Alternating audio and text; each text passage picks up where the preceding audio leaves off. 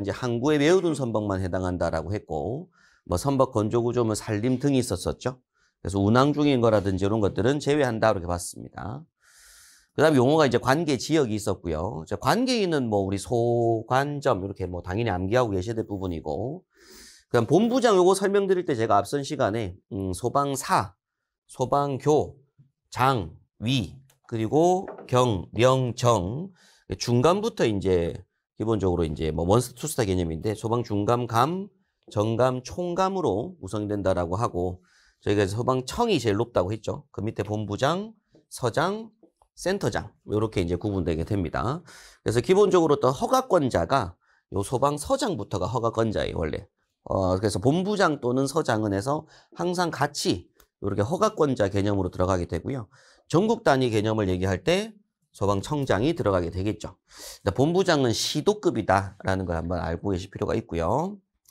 그다음 소방대라고 하는 용어의 구성 요소는 소방 공무원들, 그리고 의무 소방원, 그다음에 의용 소방대원까지였습니다. 그죠?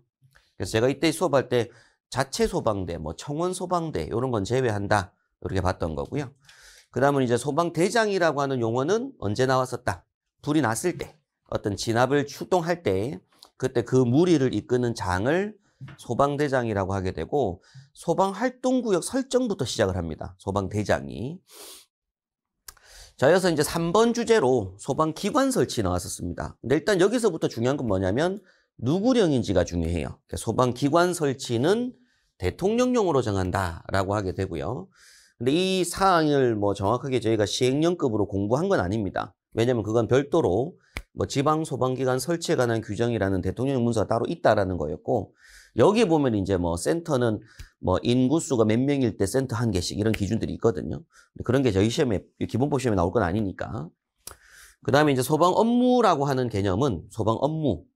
소방 활동하게 되면 예방, 경계, 진압, 구조, 구급이고, 소방 업무라고 하는 것들은 더 펌하죠. 조사도 들어가고, 교육도 들어가고, 홍보도 들어갑니다.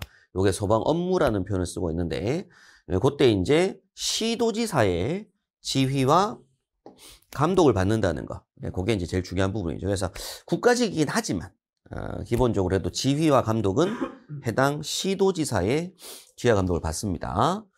그리고 소방청장은 이때 대형 화재 때, 대형 재난, 요럴 때, 이런 그 본부장 서장을 지휘 감독할 수 있게 된다라고 했던 거죠. 그래서 예전에 강원도 산불 났을 때, 그럴 때 일단 지휘권을 발동할 수가 있다라고 했습니다. 그래서 이제 시도에서 소방 업무를 수행하기 위하여 시도지사 직속으로 소방본부를 둔다 이런 표현을 써가지고 국가직화되는 대신에 요거라도 문구 넣어달라고 시도에서 요청해서 이렇게 법이 들어간 거고요. 그 다음 119 종합상황실이 있습니다. 종합상황실 설치 운영권자는 청장, 본부장, 서장이라고 하고, 자, 요거는 이제 행안부령으로 정한다. 그래서 제가 수업할 때 기관 설치는 대통령령, 그 기관 안에 들어가는 소방력이라고 하는 게 있습니다. 소방차하고 장비, 뭐 인력, 소방력, 그리고 종합상황실, 이런 것들은 전부 다 행안부령으로 정한다. 뭐 이렇게 봤었죠, 그죠? 종합상황실장의 업무사항들이 있는데 뭐 간단한 내용들입니다. 뭐 당연한 얘기들이고, 이때 이제 당연히 뭐 하급 소방기관으로 출동 지령하게 될 것이고, 동급 이상으로는 지원 요청하는 개념인 거죠. 이런 일들을 하게 되는데, 뭐 중요한 건 우리가 이제 상부 보고사항이라고 해서, 소방서는 본부는 청으로 상부 보고해야 될 화재 사항들이 있었습니다. 그죠?